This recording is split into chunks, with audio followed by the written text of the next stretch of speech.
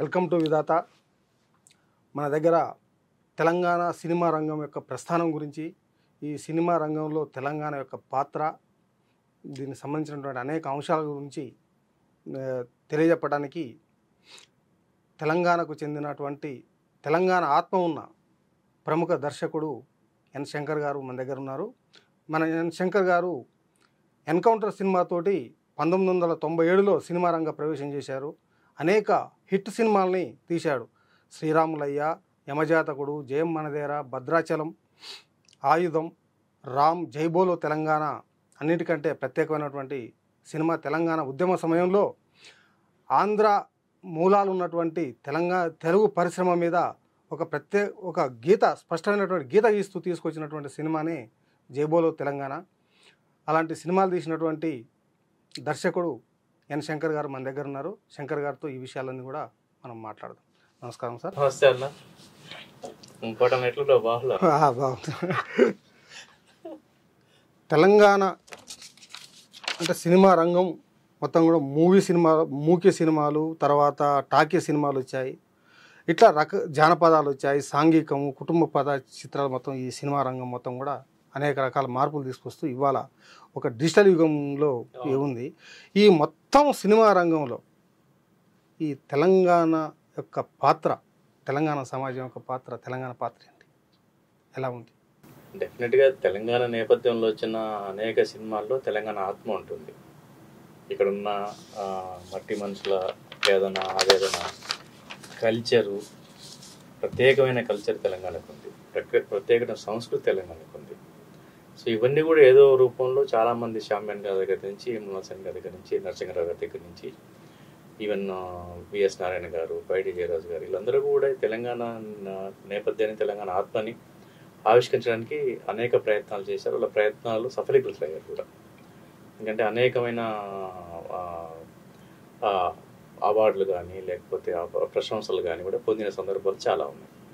కాకపోతే ఏంటంటే తెలుగు సినిమా అనేసరికి ఒక విస్తృతమైన వ్యాపార భాగస్వామిగా, వ్యాపారపరంగా ఒక విస్తృతమైన కమర్షియాలిటీ స్పేస్ వేరే ఉంటుంది, ఆ స్క్రీన్ స్పేస్ వేరే ఉంటుంది. తెలంగాణ సినిమా అనేసరికి ఏమవుతుందంటే, ప్రత్యేకంగా తెలంగాణ సినిమా అనేసరికి దానికి ఉండే యాక్టర్స్ ఇది కానీ, దానికి ఉన్న మార్కెట్ వైబిలిటీ కానీ చాలా లిమిటెడ్గా ఉంటుంది. సో కాబట్టి ఏంటంటే అది కొనసాగలేదు ఎక్కువ కాలం. నేనేం చేశానంటే ఒక ప్రయోగం చేయాలనుకున్నాను. ఎన్కౌంటర్ సినిమా కావచ్చు, శ్రీరాములయ్య కావచ్చు. శ్రీరాములయ్య అంటే బయోగ్రఫీ కాబట్టి దాంట్లో ఏమి కొత్తగా చూడించినవి కానీ లేకపోతే కల్పితమైనవి కానీ ఏమీ లేవు. ఉన్నదాన్ని ఇంటెన్సివ్గా చెప్పడానికి ప్రయత్నం చేశాను. సో అంటే ఒక ఆర్ట్ సినిమాని మనం ఒక ఆర్ట్ ఫామ్ని అనేక రూపాల్లో చెప్పవచ్చు. ఒక కమర్షియల్ వేలో హీరోయిజంతో సినిమాలు ఉంటాయి. అంటే కథా సారాంశంతో ఒక కథనే నమ్ముకొని, కథనే ప్రధానంగా పెట్టుకొని, ప్రధాన భూమికని కథని చేసుకొని చేసే సినిమాలు ఉంటాయి. సో అట్లాగే ఒక కమర్షియాలిటీ లేని ఒక అంశాన్ని, అంటే ప్రత్యేకంగా ప్రజలకు సంబంధించిన ఒక అంశాన్ని చెప్పాలనుకున్నప్పుడు కొంత కమర్షియాలిటీ అవసరం ఉంటే కమర్షియల్ వింగ్లోకి చేర్చి ఆ స్పేస్లోకి, ఆ స్క్రీన్ స్పేస్లోకి తీసుకెళ్ళగలిగితే డెఫినెట్గా ఎక్కువ మంది ప్రేక్షకులు చూస్తారు. ఈ సమాజంలోని రుగ్మతలు కావచ్చు, సమాజం పీడితులు కావచ్చు, సమాజాన్ని పీడించే వాళ్ళు కావచ్చు. సో అనేకమైన రుగ్మతల నుంచి బయటపడడానికి అది అద్భుతమైన అంశాన్ని, ఒక మనం అనుకున్న కాన్సెప్ట్ని, మనం అనుకున్న ఒక సారాంశాన్ని ఎక్కువ మంది ప్రజలకు రీచ్ అవ్వాలంటే దీన్ని కొంచెం కమర్షియల్ స్పేస్లో తీసుకెళ్ళి ఒక ఎక్స్పెరిమెంట్ చేస్తే బాగుంటుందని ఎన్కౌంటర్ కానీ, జయమందిరే కానీ ఇవన్నీ కూడా అదే పార్ట్నర్లో చేశాను. నేను చెప్పాలనుకున్న కథ, నేను చెప్పాలనుకున్న కాన్సెప్టు ఒక ప్రజలకు ఏం రీచ్ చేయాలో రీచ్ చేస్తూనే దాన్ని కమర్షియల్ వేవ్ లెంత్లో తీయటం వల్ల ఏంటంటే ఎక్కువ మంది చూడగలిగారు. ఎన్కౌంటర్ కానీ, జయమందిరే కానీ ఇవన్నీ ఎక్కువ మంది రీచ్ అవ్వటం ఏంటంటే దానికి ఉండే అప్రిసియేషన్ వేరే ఉంటుంది, దానిపైన చర్చ జరుగుతుంది. ఈ రోజుకి జయమందిరే సినిమా వస్తే దాని మీద ఒక చర్చ జరుగుతూ ఉంటుంది. సో ఆ రోజే మన మహాత్మా పూలే అంటే ఐడియల్ చాలామంది యాక్టివిస్టులకును, చదువుకున్న వాళ్ళకు, మేధావులకు తప్ప సామాన్య జనానికి ఎవరికి తెలియదు. కానీ జయమందిరే టైంలో మహాత్మా పూలే గురించి చెప్పి, సావిత్రిబాయి పూలే గురించి చెప్తే ఆ తర్వాత ఆయనకు వర్ధంతులు, జయంతులు గవర్నమెంట్లు మొదలుపెట్టినాయి. సో అట్లా మనం చెప్పాలనుకున్న పాయింట్ని ఎక్కువ మంది ప్రజలకు ఏ విధంగా రీచ్ అవుతుంది అనే దాని మీదే నేను ప్రయత్నం చేశాను. ఒకప్పుడు ఇండస్ట్రీ అనేది, సినిమా ఇండస్ట్రీ అనేది ఒక ఇండస్ట్రీ ఉండే. హీరోలు కానీ, యాక్టర్లు కానీ, విలన్లు కానీ, లేకపోతే ఇతర నటీనటులు ఎవరైనా కూడా ఆ కంపెనీలో ఉద్యోగస్తులు. కానీ ఆ దశ నుంచి ఈ దశకు అసలు ఈ మార్పు అనేది ఎట్లా జరిగింది? అయితే ఆ ట్రాన్స్ఫర్మేషన్ అనేది మీరు చెప్పినట్టు ఎన్టీ రామారావు గారు, అక్కినేని నాగేశ్వరరావు గారు, ఎస్వి రంగారావు గారు, భానుమతి గారు, అంజలిదేవి గారు, అంత అంటే అప్పటి గొప్ప గొప్ప సూర్యకాంతం గారు, ఆ గొప్ప గొప్ప నటులంతా కూడా ఇప్పుడు నిర్మాత డిసైడ్ వాళ్ళందరినీ కూడా నిర్మాత పిక్ చేసి తీసుకునేవాడు. తీసుకుని నెలకు జీతం ఇచ్చేసి ప్రతిరోజు ఆయన స్టూడియోకి, విజయవాహిని స్టూడియోకి వెళ్ళటము, అక్కడ ఏ సినిమా ఆ కథకు సంబంధించిన అంశాలని, ఆ కథ ప్రాక్టీస్ని, దానికి సంబంధించిన కథకు సంబంధించిన వాటిని మాట్లాడుకోవటము, మళ్ళీ ఈవినింగ్ అయిపోతే ఆఫీస్ టైం లాగా ఈవినింగ్ అయితే వెళ్ళిపోవటము, షూటింగ్ అప్పుడు షూటింగ్ ప్రకారం షెడ్యూల్ ప్రకారం చేసుకోవటం. సో నెల జీతంతో పనిచేసిన గొప్ప గొప్ప మహానటులు ఉన్నారు ఆ రోజు. ముందు నిర్మాత అప్పట్లో ఏం చేసామంటే ఒక కథని కథకుడిని పిలుచుకొని తనకు ఒక నచ్చిన కథని సెలెక్ట్ చేసుకునేవాడు. ఫస్ట్ ప్రాసెస్ అట్లా ఉండేది. ఆ కథకు సెలెక్ట్ చేసుకున్న తర్వాత ఈ కథని ఏ డైరెక్టర్ అయితే బాగా తీయగలుగుతాడు అంటే కొన్ని ఇప్పుడు కుటుంబ కథా చిత్రాలు ఉంటాయి, లేకుంటే ప్రేమ కథా చిత్రాలు ఉంటాయి, లేకుంటే సాంఘిక అంశాల మట్టి చిత్రాలు ఉంటాయి, కథలు ఉంటాయి. తర్వాత లేకుంటే ఇట్లా కమర్షియల్ వేవ్ దీంట్లో ఒక హీరో సెంట్రిక్ కథలు ఉంటాయి. ఇట్లాంటి అనేక కథల్లో ఏ జోనర్లో అయితే ఆయన సెలెక్ట్ చేసుకున్నాడో ఈ కథని ఏ దర్శకుడు బాగా దీన్ని డీల్ చేయగలుగుతాడు అనేది ఆలోచించుకొని ఉన్న 10 మంది 15 డైరెక్టర్లో ఈయనైతే బెటర్ అనుకుని ఆయన పిలుచుకునేవాడు ఫస్ట్. సో అంటే ఆ విధానం అట్లుండేది. సో ఆయన పిలుచుకొని ఆయన కథ వినిపించేవాడు. కథ నీకు నచ్చిందంటే సినిమా చేద్దామంటే ఆ కథ నచ్చింది, ఆయనకన్నా మార్పులు చెప్తే చేసుకొని ఇప్పుడు హీరో ఎవరంటే హీరో ఎవరి దగ్గరికి వెళ్దాము, ఇప్పుడు ఈ కథకి హీరోలు ఎవరు బాగుంటారు అని అంటే వీళ్ళు అనుకున్న హీరోల్లో కొన్ని పేర్లు లేకుంటే ఇది కొత్త వాళ్ళతో వెళ్ళిపోదామని, లేకుంటే చిన్న వాళ్ళతో ఇప్పుడు అప్పట్లో స్టార్లు కాకుండా ప్యారలల్గా ఒక 7 మంది హీరోలు 10 మంది హీరోలు ఉండేవాళ్ళు. ఆ ప్యారల్ హీరోలు కాకుండా ఇంకా యంగ్స్టర్స్ ఉండేవాళ్ళు. సో 3 జనరేషన్స్ పనిచేసేవి. ఒక పెద్ద తరంలో ఉండే స్టార్స్, నెక్స్ట్ రేంజ్, ఆ నెక్స్ట్ రేంజ్ ఉండే యంగ్స్టర్స్, ఈ మూడు కేటగిరీల్లో ఉండే యాక్టర్స్ దొరికేవాళ్ళు అప్పట్లో. ఆ కథను బట్టి చిన్న హీరోకి వెళ్దాం బాగుంటుంది ఇది, లేకుంటే ఈయనకి వెళ్దాము ప్యారలల్గా ఈయన బాగుంటుంది, లేకుంటే ఇది పెద్ద హీరో చేస్తేనే బాగుంటుంది అనేది అంటే కథ ప్రధానంగానే కథ అంశానంగానే ఎంపిక అనేది జరిగేది. అప్పుడు ఆ హీరోని అప్రోచ్ అయితే ఆ హీరో కథ ఎవరు ఈయన, దర్శకుడు ఎవరు ఈయన, నిర్మాత ఎవరు ఈయన, ముగ్గురు మీ కథ నచ్చింది కదా, నచ్చింది, ఒక లైన్ చెప్పండి, ఓ లైన్ ఇది కదా, నీకు యాక్టర్ బడిపంతులు, ఓకే బాగుంది కదా, బడిపంతులు ఏం చేస్తాడు, పాటలు కాకుండా ఇంకేమైనా చేస్తాడా, పాటలు కాకుండా ఈ పని చేస్తాడు, బాగుంది కదా, బాగుంది, ఓకే సినిమా చేసుకోండి, నా జీతం ఎంత, మీ డేట్లు ఎప్పుడు కావాలి, ఇది జరిగేది. ఈ సినిమా తీసేటప్పుడే అప్పట్లో ఒక పర్మనెంట్ డిస్ట్రిబ్యూషన్ ఆఫీసులు ఉండేవి. నైజాంకి ఒక 4-5 ఆఫీసులు, ఆంధ్రాకి సంబంధించి, సీడెడ్కి సంబంధించి ఇట్లా పర్మనెంట్ ఒక కెపాసిటీ కలిగి ఆ డిస్ట్రిబ్యూటర్లకు కూడా సినిమా నాలెడ్జ్ ఉండి దర్శకులతో, నిర్మాతలతో, హీరోలతో పరిచయాలు ఉన్న డిస్ట్రిబ్యూటర్లు ఉండేవాళ్ళు. సంస్థలే ఆ సంస్థలు ఏంటంటే ఆ సంస్థలకి ఎగ్జిబిటర్స్ ఎవరైతే సినిమా థియేటర్ ఓనర్లు ఉంటారో వాళ్ళకు ఆ డిస్ట్రిబ్యూటర్లకి వాళ్ళకి మధ్య బ్యూటిఫుల్ రిలేషన్షిప్ ఉండేది, బాండింగ్ ఉండేది. ఎందుకంటే ఈ డిస్ట్రిబ్యూటర్ ఒక మంచి సినిమా తీసుకొస్తాడు, మన థియేటర్లో వేస్తే మనకు వర్కౌట్ అవుతుంది. సో అట్లా ఆ ఎగ్జిబిటర్ అనే అతను డిస్ట్రిబ్యూటర్కి మీరు సినిమా కొనుక్కోండి, డబ్బులు ఇస్తాను, ఇంత అడ్వాన్స్ ఇస్తాను. ఈ డిస్ట్రిబ్యూటరు పలాని నిర్మాత సినిమా చేస్తున్నాడు, అంతకుముందు సినిమాలు బాగున్నాయి, ఆయనతో మనకు రిలేషన్షిప్ బాగుంది, కాబట్టి మీరు సినిమా తీయండి, ఏ సినిమా తీస్తున్నారో ఇంత అడ్వాన్స్ ఇస్తాను. సో ఆ రోజు 15 to 20% నిర్మాత దగ్గర డబ్బు ఉంటే 100% సినిమా కంప్లీట్ అయ్యేది. కింది నుంచి డబ్బు వచ్చేది, ఎగ్జిబిటర్ దగ్గర నుంచి డిస్ట్రిబ్యూటర్ దగ్గర నుంచి నిర్మాతకి డబ్బు వచ్చేది. ఇంకా రిలీజ్ ఆ సంస్థలో పెట్టేవాళ్ళు, డబ్బులు వస్తే అందరు పంచుకునేవాళ్ళు, డబ్బులు పోతే ఇంకో సినిమా తీయమని వాళ్ళే చెప్పేవాళ్ళు, ఇది పోయింది సార్ ఇంకో సినిమా తీయండి అనేవాళ్ళు. అంటే ఆ నిర్మాతకు పని ఉంది, ఇంకో సినిమా ప్రయత్నంలో ఉండేవాడు, ఇంకో కథ ఇంటూ ఉండేవాడు, ఇంకో దర్శకుని పెట్టుకునేవాడు. ఒక హీరో డేట్లు, ఒక కథ, ఒక సినిమాకి కావాల్సిన ఎన్విరాన్మెంట్ మొత్తం అక్కడ సమకూరేది. సో మళ్ళీ ఎగ్జిబిటర్ నుంచి ప్రొడ్యూసర్ దాకా మళ్ళీ ఆ రిలేషన్షిప్ కంటిన్యూ అవుతూ ఉండేది. అంటే అప్పట్లో ఒక నిర్మాతకు అప్పులు తెచ్చి సినిమాలు తీసే పరిస్థితి ఉండకపోయేది, కొంత ఫైనాన్స్ ఉండేది, జస్ట్ కొంచెం అంతే. నామినల్ మెజారిటీ కింద నుంచి వచ్చేది, నామినల్ గా ఫైనాన్స్ ఉండేది, కానీ పెద్ద మొత్తంలో ఫైనాన్స్ ఉండదు. 20% ఆయన ఇన్వెస్ట్ చేసుకుంటే 20% ఫైనాన్స్, మిగతా 50 to 60% కింది నుంచి పై దాకా వెళ్ళేది. సో కొన్నిసార్లు ఫైనాన్స్ లేకుండానే డిస్ట్రిబ్యూషన్ సంస్థలు డబ్బులు ఇచ్చి నిర్మాతల దగ్గర రూపాయి లేకపోతే డిస్ట్రిబ్యూషన్ సంస్థలు డబ్బులు ఇనిషియల్ కొబ్బరికాయ ముహూర్తం కోసం కొట్టే కొబ్బరికాయ దగ్గర నుంచి డబ్బులు ఇచ్చిన సందర్భాలు చాలా ఉన్నాయి. అవి సూపర్ హిట్ అయిన సందర్భాలు ఉన్నాయి. సో ఆ రిలేషన్షిప్ కంటిన్యూ అవుతూ వచ్చేది. ఇప్పుడు జరుగుతున్న విధ్వంసం ఉండేది కాదు. పోతే అసలు మొత్తం ఇల్లు, ఆఫీసులు, థియేటర్లు అమ్ముకున్నారు. లాస్ట్ 10 yearsలో చాలామంది అడ్వాన్స్లు ఇచ్చి రిటర్న్ రాక, ఎంజీలు పెట్టి రిటర్న్ రాక, ఎన్ఆర్ఎల్ ఇచ్చి రిటర్న్ రాక థియేటర్లు అమ్ముకునే సందర్భాలు ఉన్నాయి. థియేటర్లు అమ్మేయటం. సో అప్పట్లో లాభమైనా నష్టమైనా కూడా ఒక పద్ధతి ప్రకారం ఉండేది. మొత్తం పడిపోకపోయి డ్రాస్టిక్ ఉండేది కాదు. లాభం వచ్చినా కూడా బ్యూటిఫుల్గా వాళ్ళు మళ్ళీ ఇంకో సినిమా తీయడానికి పనికి వచ్చే విధంగా ఉండేది. నష్టం వచ్చినా ఊపిరి పీల్చుకునేటట్టుగా ఉండేది. ఒక ఎన్విరాన్మెంట్ ఫ్రెండ్లీ ఉండేది, మంచి వాతావరణం. సో ఇప్పుడు ఏమైంది, ఎప్పుడైతే స్లాబ్ సిస్టమ్ వచ్చిందో, ఈ స్లాబ్ సిస్టంలో ఏంటంటే మీరు థియేటర్లో టికెట్ సీటు ఫుల్ అయినా కాకపోయినా నెల కింద షో కింద కట్టాల్సిందే అనేది ఎప్పుడైతే వచ్చిందో అప్పుడు ఏమవుతుందంటే హీరో సినిమా ఉంటే తప్ప ఆడియన్స్ రారు.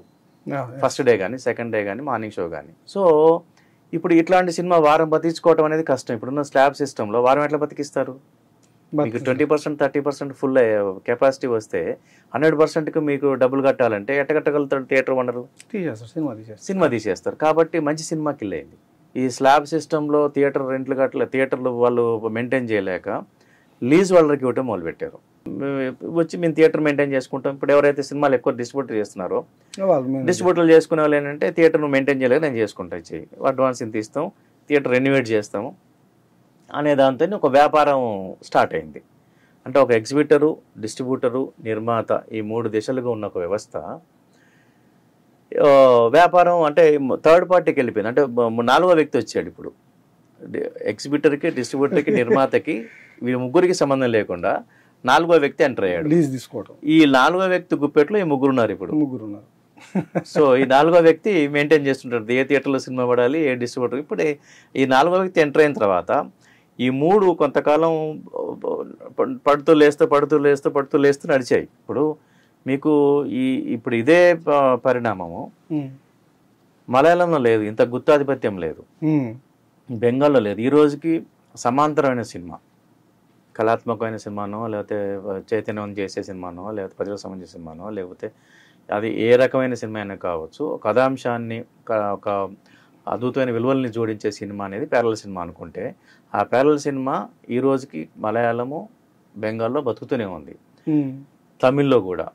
ఎందుకు తమిళ్లో ఇంకా బతుకుతుందంటే అక్కడ ఆ కథాంశాలని స్టార్లు చేస్తున్నారు. సమాంతరమైన కథలు ఎందుకు బతుకున్నాయి అంటే అక్కడ స్టార్లు చేస్తున్నారు కాబట్టి తమిళ సినిమా ఇంకా బతికుంది సమాంతరమైన కథలకి. మలయాళంలో స్టార్లు కూడా అవే చేస్తారు, స్టార్ లేని వాళ్ళు కూడా కథలు చేస్తారు. బెంగాల్కి వస్తే స్టార్లు చేస్తారు, స్టార్ లేని వాళ్ళు కూడా చేస్తారు, బై చాయిస్ ఆఫ్ ది కథ డిమాండ్ బట్టి. సో ఆ ప్రేక్షకులు బతుకున్నారు. ఇంకా మనకి అంశాలు, సామాజిక అంశాలు ఉంటాయి. ఎందుకంటే ఇప్పుడు బ్రహ్మయుగం వచ్చింది, కాంతార, అసలు జై భీమ్ సినిమాను చూస్తే అసలు ప్రజెంట్ సిచ్యువేషన్ మన కళ్ళకు కట్టినట్టు కనిపిస్తుంది. అవును, అది హీరో చేయబట్టి మీకు తెలిసింది. అలాంటి సినిమాలు అంటే తెలంగాణలో కానీ ఏపీలో కానీ అలాంటి సామాజిక అంశాలు చాలా ఉన్నాయి. కానీ ఇలాంటి సినిమాలు ఇక్కడ ఎందుకు రావడం లేదు? అదే ఇప్పుడు అట్లాంటి సినిమాలు చేయాలంటే ఇప్పుడు నాకు కూడా అదే నాకు లాంటి వాళ్ళకు చాలామందికి ఉన్న సమస్య ఏంటంటే ప్రజలకు సంబంధించిన ప్రజల కోణంలో చేసే ఒక అద్భుతమైన సినిమా చేయాలంటే ఆ కంటెంట్ రీచ్ అవ్వాలి ప్రజలకి. అది రీచ్ అవ్వాలంటే స్క్రీన్ ఏజ్ ఇమేజ్ ఉన్న యాక్టర్ కావాలి. ఒక అంశాన్ని ఎవరితో పడితే వాళ్ళతో మనం సినిమా చేస్తే అది రీచ్ కాదు. స్క్రీన్ ఏజ్ ఇమేజ్ ఉన్న హీరో చేస్తే మీరు అంటారు శంఖంలో పోస్తే తీర్థం అవుతుందని. అంతే కదా, తీర్థము శంఖంలోంచి పోస్తే తీర్థం అనుకుంటా తాగుతాము. అట్లాగే హీరోకి స్క్రీన్ ఏజ్ ఇమేజ్ 2 ఉండాలి. అట్లాంటి ఏజ్ ఇమేజ్ ఉన్న హీరోలకి సరిపడే కథలు చేస్తే అవి అద్భుతమైన రిజల్ట్స్ మంచి సక్సెస్ఫుల్ కేటగిరీకి వెళ్తుంది. ప్రేక్షకులు కూడా దాన్ని ఆదరిస్తారు. ఈరోజు ఏమైంది, తెలుగు ప్రేక్షకులందరినీ కూడా ఒక మంచి సినిమాను చూసే ప్రేక్షకుల్ని తెలుగు ఇండస్ట్రీ చంపుకుంటుంది. అది తెలంగాణ కావచ్చు, ఆంధ్ర కావచ్చు, ఎనీ ప్లేస్.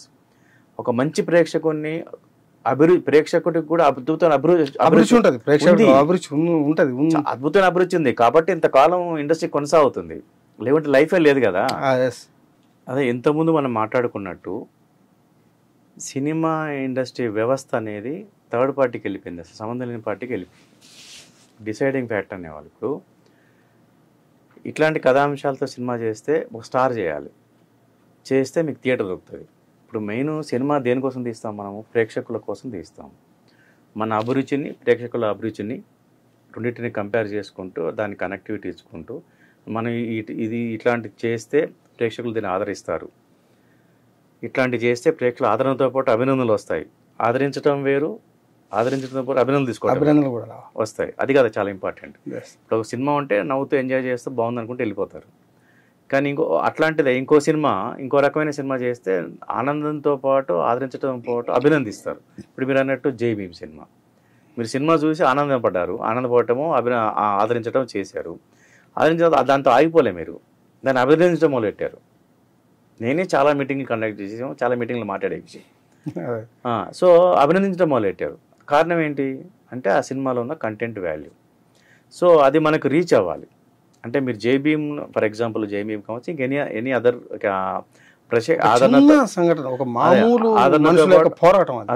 ఆదరణతో పాటు అభినందనలు పొందిన ఏ సినిమా అయినా కూడా ప్రేక్షకులు రీచ్ అవ్వటమే నిర్మాత లక్ష్యంగా ఉంటుంది.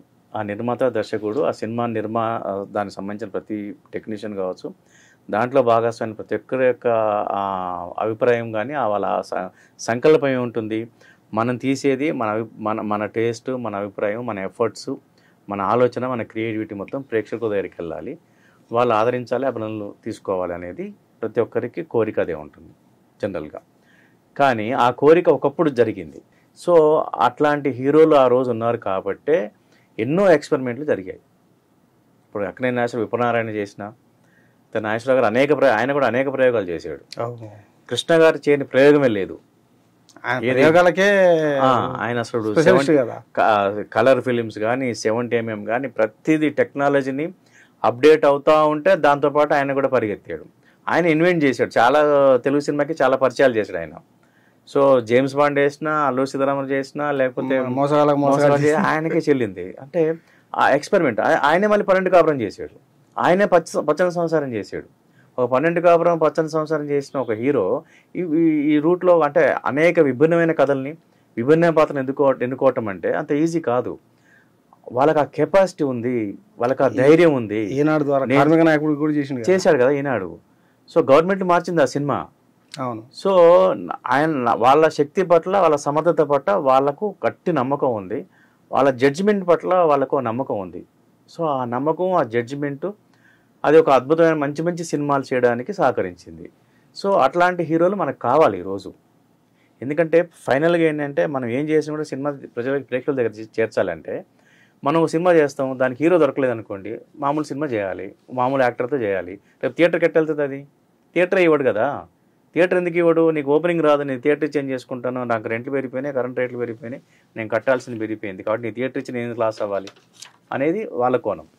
ఇప్పుడు ఎగ్జిబిటర్ కోణంలో, లెజీ కోణంలో కావచ్చు, ఎగ్జిబిటర్ కోణం కావచ్చు, డిస్ట్రిబ్యూటర్ కోణం కావచ్చు, ఎగ్జిబిటర్ ఎవరైనా సరే వాళ్ళకి ఆలోచన ఎట్లా ఉంటుంది, నీ సినిమా నా థియేటర్లో వేస్తే ఓపెనింగ్ రాకపోతే నాకు లాస్ కదా, లాస్ ఎవరు ఇస్తారు? చాలా థియేటర్లు ముందే ప్రొడ్యూసర్ దగ్గర ఒక వారానికి సంబంధించిన రెంట్ని తీసుకొని థియేటర్లు ఇచ్చిన సందర్భాలు ఉన్నాయి. చాలా థియేటర్లు ముందే అడ్వాన్స్ కదా, అంటే సినిమా థియేటర్తో పాటు నిర్మాత ఓ థియేటర్కి అడ్వాన్స్ వారం రోజులు అడ్వాన్స్ ఇచ్చిన సందర్భాలు చాలా ఉన్నాయి తెలుగులో. సో కాబట్టి నేను సినిమా తీయాలి, నీ థియేటర్ల కోసం దండం పెట్టుకోవాలి, రేపు ఎట్లా ఓపెనింగ్ రావు తీసేస్తావు, నేను ఆ సినిమా ఒక 4 రోజులు రన్ అవుతూ ఉంటే వారానికో 10 రోజులకో పికప్ అయితే అది మంచి సినిమా గుర్తింపు పడుతుంది, ప్రేక్షకులు వస్తారు, లాభం వస్తుంది. ఆ ప్రయాణం అనేది సాగకుండా కడుపులో ఉన్న బిడ్డని కడుపులో చంపేయటం, వాడు నిజంగా పాపం ఏదో సర్జరీ చేయించి హాస్పిటల్లో డబ్బున్న అయితే ఒక డాక్టర్ని పట్టుకొని సర్జరీ చేయించి బయటికి బిడ్డని తీసుకొస్తే పురిట్లోనే చంపేయటం సినిమా పరిస్థితి. అది ఈరోజు ఒక అద్భుతమైన ప్యారలల్ సమాంతరమైన సినిమాకి ఉన్న పరిస్థితి ఏంటంటే వాడు సినిమా తీసి కడుపులోనే చంపేసుకుంటాడు, విడుదల కాకముందుకే చంపేస్తాడు, వదిలేస్తాడు. కొన్ని ఏమో పాపం ధైర్యం చేసి ఇట్లా నేను చెప్పినట్టు థియేటర్లకు కూడా అడ్వాన్స్లు ఇచ్చి అతనికి ఉన్న ప్యాషను, అతనికి ఆ సినిమా నమ్మకంతో వారం రోజులు రెంట్కి అడ్వాన్స్లు ఇచ్చి థియేటర్లో వేస్తే అది ఓపెనింగ్ రాకపోతే పురిట్లో చంపేసుకోవటం. ఈ రెండు తెలుగు సినిమాకున్న శాపం. ఇప్పుడు తెలంగాణ సినిమా కావచ్చు, తెలుగు సినిమా కావచ్చు, సమాంతర సినిమా కావచ్చు. ఇప్పుడు ఈ శాప విముక్తి జరగాలంటే ఏం జరగాలి? వ్యవస్థ మారాలి. అంటే వ్యవస్థ అంటే ఏం మార్పు రావాలి? ప్రభుత్వ నిర్ణయాలు తీసుకోవాలి. అంటే ఏం నిర్ణయం తీసుకుంటే ఈ దురవస్థ మారుతుంది? ఈ దురవస్థ మారాలంటే ఎఫ్డీసీ స్ట్రాంగ్గా పనిచేయాలి. గవర్నమెంట్లో తెలంగాణలో కానీ ఆంధ్రాలో కానీ ఎఫ్డీసీ స్వయం అంటే దానికి నిర్ణయించే ఒక శక్తి సామర్థ్యాన్ని నిర్ణయించే శక్తిని గవర్నమెంట్ ఇవ్వాలి. గతంలో ఎఫ్డీసీ ఇన్సెంటివ్స్ ఇచ్చేది. ఒక నిర్మాత ఒక మంచి సినిమా తీస్తే దానికి ఉన్న గైడ్లైన్స్లో సినిమా తీస్తే ఆ సినిమాకి మేము ఇంతవరకు సబ్సిడీ ఇస్తాము, ఇంత మీ బడ్జెట్ బట్టి ఇస్తాము, ఇది ఒక పద్ధతి ఉండేది. లేదనుకుంటే ఎఫ్డీసీ కానీ ఎన్ఎఫ్డీసీ కానీ కథలు విని, ఇప్పుడు శేఖర్ కమల ఇనిషియల్ సినిమాలన్నీ ఎన్ఎఫ్డీసీ తీసినాయి, నిర్మాతలు ఎవరు చేయలేదు. సో అంటే చాలామంది డైరెక్టర్లు అట్లా ఎదిగొచ్చారు. హిందీలో కానీ మరాఠీలో కానీ బెంగాల్లో కూడా చాలా వరకు ప్రభుత్వ సంస్థల నుంచి బయటకు వచ్చిన సినిమాలే ఆస్కార్కి వెళ్ళినాయి చాలా వరకు. సో ఇప్పుడు కూడా గవర్నమెంట్లో ఏం చేయాలంటే దాన్ని వ్యవస్థీకృతం చేయాలి. ఇన్సెంటివ్స్ ఇవ్వాలి, సబ్సిడీలు ఇవ్వాలి, లేకుంటే ఎఫ్డీసీ నిర్మించాలి. ఎఫ్డీసీ నిర్మించినప్పుడు ఆ కథని సెలెక్ట్ చేయడానికి ఒక టీం పెట్టుకోవాలి. అది తెలంగాణ ఫిల్మ్ డెవలప్మెంట్ కార్పొరేషన్ అయితే తెలంగాణ అంశాలు ఏమున్నాయి, తెలంగాణ సామాజిక అంశాలు ఉన్నాయి, తెలంగాణ మట్టి వాసన ఏంటి, తెలంగాణ కల్చర్ ఏంటి, ఇక్కడ సంస్కృతి ఎలా ఉంటుంది, ఈ సంస్కృతిని. ఎందుకంటే మనం తెలంగాణ ఉద్యమంలో ఇక పీర్లను ఎత్తాము, బోనాలు ఎత్తాము, సబ్బండ కులాలు తెలంగాణ ఉద్యమంలో పాల్గొన్నారు. అంటే వీళ్ళు కులాలకు మతాలకు అన్నిటికీ అతీతంగా పాల్గొన్నారు. కొంతమంది ప్రాంతాలకు అతీతంగా ఉన్న ఒక డెమోక్రాట్స్ కూడా తెలంగాణ ఉద్యమాన్ని సమర్థించిన వాళ్ళు ఉన్నారు. సో ఇవన్నీ రేపు బయటకు రావాలి అంటే తెలంగాణ సంస్కృతి చాలా గొప్పదని చెప్పాం, మనం గొప్పదని చూపించాం కూడా. ఇక్కడ ఉన్న ఉగ్గుటోళ్ళు కావచ్చు, పేరణి కావచ్చు, ప్రత్యేకమైన కళలు ఉన్నాయి. ఇక్కడ 64 కళలు అంటారు కానీ ఇక్కడ 125 కళలు ఉన్నాయి తెలంగాణలో. అవన్నీ కూడా అంతరించిపోతూ ఉన్నాయి. సో వీటినంటిని టేక్ ఓవర్ చేసుకొని మీరు ఒక మంచి కథాంశాలు ఎవరైనా మీ దగ్గరికి వస్తే ఎఫ్డీసీకి నా కథ ఇది, నేను ఈ సంస్కృతిని చేస్తాను, లేకపోతే మట్టి వాసన చూపిస్తాను, లేకుంటే ఇక్కడ నేపథ్యాన్ని చూపిస్తాను, లేకుంటే ఇక్కడ కుటుంబ నేపథ్యాన్ని చూపిస్తాను. ఇప్పుడు తెలంగాణ అనగానే ఒక పోరాటం ఒకటే కాదు కదా, అనేకమైన అంశాలతో ఉన్నాయి, సంస్కృతి అంశాలు ఉంటాయి, ఇక్కడ పండుగలు, లేకపోతే ఇక్కడున్న ఫ్యామిలీ మధ్య ఉండే స్ట్రగుల్స్ ఎలా ఉంటాయి, లేకపోతే ఇప్పుడున్న ప్రీవియస్ జనరేషన్కి 20 సంవత్సరాల ముందు 40 సంవత్సరాల ముందు ఉన్న జనరేషన్స్కి ఇప్పుడున్న జనరేషన్స్కి వ్యత్యాసం ఎట్లా, అనేక కథాంశాలు ఉంటాయి. కొన్ని వందల షార్ట్ స్టోరీస్ ఉంటాయి సినిమాలు తీయడానికి సరిపడేవి. సో ఇవన్నీ కూడా ఒక ఎఫ్డీసీ తీసుకొని మీరు ఏం చేస్తారంటే, నేను పలానా కథ చేయడానికి ఇష్టపడుతున్నాను, మీరు చదివి మీకు ఇష్టమైతే చేయండి అని అంటే ఎఫ్డీసీ ఒక కమిటీ వేసుకొని ఆ కమిటీ సెలెక్ట్ చేసుకొని ఈ సినిమా చేస్తే బాగుంటుంది, కథ చేయొచ్చు, మనం దీన్ని కాస్టింగ్ ఏంటి, బడ్జెట్ ఏంటి డిసైడ్ చేసి ఆ బడ్జెట్ వాళ్ళకి ప్రొడ్యూసర్కి ఇస్తే దాంట్లో ప్రొడ్యూసర్ కూడా రెస్పాన్సిబుల్ కాబట్టి 20% నువ్వు పెట్టుకో, 70% మేము ఇస్తాం, లేదా 30% నువ్వు పెట్టుకో, 70% మేము ఇస్తాం అని చెప్పేసి 30%, ఒకప్పుడు 20%, ఇప్పుడు 30% ప్రొడ్యూసర్ దగ్గర తీసుకోండి. ఈ ఖర్చు పెట్టిన దాని కొద్దీ మీకు రివ్యూ ఎట్లా స్క్రీనింగ్ ఉంటుంది, మీకు చూసి మీరు మళ్ళీ మిగతా అమౌంట్ రిలీజ్ చేయండి. మీరు సినిమా తీయించండి ఎఫ్డీసీ. మీరు ఎఫ్డీసీ సినిమా తీస్తే రేపు ఆటోమేటిక్గా థియేటర్ ఇవ్వాల్సి వస్తుంది, అంతే ఖచ్చితంగా ఇవ్వాల్సి వస్తుంది. గవర్నమెంట్ చేస్తే గవర్నమెంట్ కూడా గైడ్లైన్స్ మారుస్తుంది కదా, థియేటర్ సిస్టమ్ మారుస్తుంది కదా. నీకు మార్నింగ్ షో ఇప్పుడు 5 షోలు పెడతాము అన్నారు, అదేం జరగలేదు. 5వ షో పెట్టండి, మధ్యాహ్నం ప్రైమ్ టైంలో ఒక షో ఇవ్వండి చిన్న సినిమాకి. అన్ని థియేటర్లో ప్రైమ్ టైంలో 2 స్క్రీన్లు ఇస్తే అది టాక్ వస్తూ ఉంటుంది బయటికి. సో ప్రైమ్ టైంలో అంటే ఆ సినిమాని బతికించడం కోసం ఏమేమి చేయాలో చేయగలిగితే సంవత్సరానికి దానికి అయ్యే బడ్జెట్ కూడా పెద్దగా అవ్వదు. మనం ఈ గవర్నమెంట్లు దానికి భయపడుతున్నారో లేకపోతే ఇంట్రెస్ట్ తెలియదు, కానీ ఏ గవర్నమెంట్ అయినా దానికి ఒక సఫిషియెంట్ బడ్జెట్ పెట్టి మిస్యూజ్ అవ్వకుండా దాన్ని కథల్ని సెలెక్ట్ చేసుకునే ఒక టీంని ఏదైతే కమిటీ ఉంటుందో ఆ కమిటీని ట్రాన్స్పరెంట్ ఉండే కమిటీని కంటే పెట్టగలిగితే ఆ కమిటీకి ఒక పారదర్శకత, ఒక విజను, తెలంగాణ ఆత్మ పట్ల ఉండే ఒక కమిట్మెంట్ కావచ్చు, దాని పట్ల ఉండే ఒక వాళ్ళకు నాలెడ్జ్ కావచ్చు. సో ఇవన్నీ ఉండి ప్రజెంట్ జనరేషన్కి ఎట్లా కనెక్ట్ అవుతుందనే ఒక ఐడియా కనుక వాళ్ళకు ఉండుంటే అట్లాంటి కథలు చేసుకుని సినిమాలు చేస్తే, సంవత్సరానికి 10 సినిమాలు చేస్తే, నెలకో 12 సినిమాలు చేయండి. మేము 50 సినిమాలు చేయమంటున్నామా? 12 సినిమాలు చేయండి. మీరు నెలకో సినిమా చేస్తే థియేటర్లో ఉంటే ఒక ప్యారలల్ సినిమా బతుకుతూ ఉంటుంది, 100 మంది మీ వెనకాల పడతారు, మీకు అద్భుతమైన కథలు ఇస్తారు. రేపు ఇంటర్నేషనల్ నేషనల్గా అవార్డులు వస్తాయి మీకు. తెలంగాణ ఎఫ్డీసీకి కానీ రేపు ఆంధ్రప్రదేశ్ ఎఫ్డీసీ కానీ అద్భుతమైన ప్రయోగాలు చేశారని చెప్పి అప్రిషియేషన్ వస్తుంది కదా, అది ఎందుకు మిస్ చేసుకుంటున్నారు? 1980s ఎన్టీ రామారావు గారు హైదరాబాద్ తీసుకొచ్చారు, అంటే తెలంగాణే కదా. అయినప్పటికీ కూడా తెలంగాణ నటీనటులు కానీ, తెలంగాణ రచయితలు కానీ, తెలంగాణ హీరోలు కానీ, హీరోయిన్స్ కానీ, ఎనీవన్ కథానాయకులు ఎందుకు ఆంధ్ర ప్రాంతంతో సమానంగా ఎస్టాబ్లిష్ కాలేకపోయారు? అంటే లిమిటేషన్స్ ఉంటాయి. అది పర్సనల్ లిమిటేషన్స్ కావచ్చు, లేకపోతే వ్యవస్థలో ఉండే లిమిటేషన్స్ కావచ్చు. ఆ లిమిటేషన్స్తోనే కొంత ఇది అంటే అప్రోచ్ అవ్వటము, కమ్యూనికేషను, పిఆర్ ఇవన్నీ కూడా చాలా అవసరం ఇండస్ట్రీకి. తను ప్రమోట్ చేసుకోవటము ఎట్లా ఉంటుందంటే, మన కాళ్ళు మనం విసుకున్నాం అనుకుంటే, ఇప్పుడు మనకు చాలా టాలెంట్ ఉండొచ్చు, అద్భుతమైన రిజల్ట్స్ కూడా వచ్చిన సినిమాలు ఉండొచ్చు, కానీ నా కాళ్ళు నేను పట్టుకుంటే అంటే శంకర్ కాళ్ళు నొప్పులేమో పిసుకుంటాను అంటారు. ఎవరో వచ్చి కాళ్ళు పట్టుకుంటే శంకర్ చాలా గొప్పోడు, దండం పెట్టుకుంటారు, చాలా గొప్పడు అంటారు. సో అది ప్రస్తుతానికి కూడా సినిమా ఇండస్ట్రీలో నడుస్తుంది. మన కాళ్ళు మనం బిసుక్కోలేవు, పిసుకుంటేలో నొప్పులు అంటారు, ఎవడొచ్చి మన కాళ్ళు బిసుకారు. సో పరిస్థితి అలవాట. తెలంగాణ వచ్చి 11 సంవత్సరాలు దాటి. అవును. ఈ 11 సంవత్సరాల్లో తెలంగాణ అస్తిత్వం కూడా సినిమా రంగం మీద ప్రభావం చూపించలేదు. కారణం అదే చెప్పాను కదా నేను, ఏదైతే ఒక అంటే ఆ దిశగా ప్రభుత్వం ఏ ప్రయత్నం చేయలేదు, ఎఫర్ట్స్ పెట్టలేదు. ఎట్లా అసలు ఏం జరిగింది? అదే ఇదే జరుగుంటే ఎఫ్డీసీని కనుక దాన్ని బలోపేతం చేసి ఉంటే, దానికంటూ ఒక వనరులు ఏర్పాటు చేసి దాన్ని శక్తివంతం చేసి ఉంటే ఖచ్చితంగా కూడా ప్యారలల్ సినిమా బతికేది. ఆ ప్యారలల్ సినిమాకి కావాల్సిన గైడ్ లైన్స్ మిస్యూజ్ అవ్వకుండా, ఒక అంటే కంటెంట్ని తీసుకోవటంలో కానీ, ఫండింగ్ని ప్రాపర్గా యూజ్ చేయడంలో కానీ ఒక మంచి కమిటీని వేసి ఉంటే, ఫైనాన్షియల్ డిసిప్లిన్ పైగా ఆ కంటెంట్, ఆ క్రియేటివిటీకి ఇచ్చే రెస్పెక్ట్ రెండు కలగలిపి ఒక మంచి కమిటీ వేసి ఉండి దాన్ని ప్రోత్సహించుంటే మాత్రం ఖచ్చితంగా ఒక ఇప్పటికల్లా ఈ 10 సంవత్సరాల్లో కనీసం ఒక మినిమం 50 సినిమాలు వచ్చాయి. 50 సినిమాలో కనీసం ఒక 10 సినిమాలు మాట్లాడుకునేయండి. కొన్ని సినిమాలు థియేటర్కి పోయి చూడకపోయినా కూడా ఆ సినిమాల గురించి మాట్లాడుకుంటున్నారు, ఎందుకంటే ఓటీటీలో. ఇప్పుడు ఏమైందంటే ప్రధానంగా అట్లాంటి ప్రేక్షకుడికి అభిరుచికి సంబంధించిన సినిమాలు